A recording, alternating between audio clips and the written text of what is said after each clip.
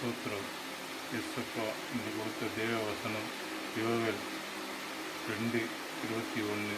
தேசமே பயப்படாதே, மகிழ்ந்து களி கூறு, கர்த்தர் பெரிய காரியங்களை செய்வார்.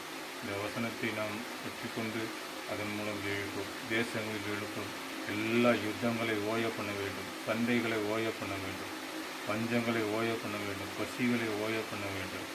ஒரு தேசத்திற்கு விரோதமாக எழும்புகின்ற ஒவ்வொரு ஒரே சண்டைகளையும் தேவன் ஓய பண்ண வேண்டும். உள்நாட்டு பிரச்சனைகளையும் ஓய பண்ண வேண்டும். இயற்கை வளங்களை பாதுகாத்து கொள்ள வேண்டும்.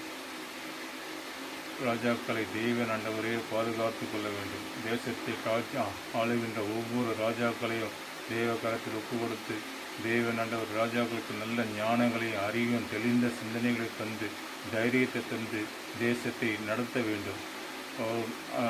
தேசத்தில் ஆளுகின்ற ஒவ்வொரு ராஜாக்களுக்கும் தேவன் நல்ல ஞானங்களையும் அறிவையும் தர வேண்டும். தேசத்தில் ஒரு குறையில்லாமல் தேவன் நடத்த வேண்டும்.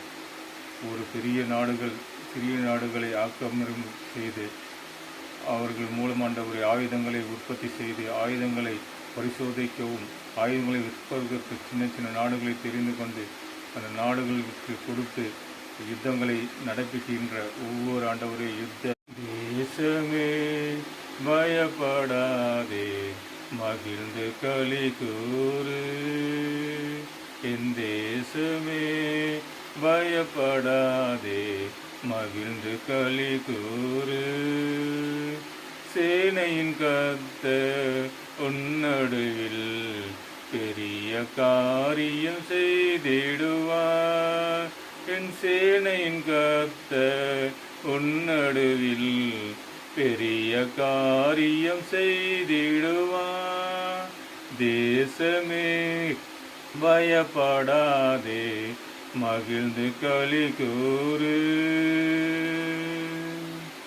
தேசமே பயப்படாதே, மகிழ்ந்து களி கூறு, என் ஆவியினாலே தாங்குவேனே, ஓங்கிய புயங்கள் உனக்கு தருவேனே. தேசமே பயப்படாதே, மகிழ்ந்து களி கூறு, தாய் மறந்தாலும் நான் மறவேனே, உள்ளங்கைகளில் வரைந்துள்ளேனே. தாய் மறந்தாலும் நான் மறவேனே, உள்ளங்கைகள்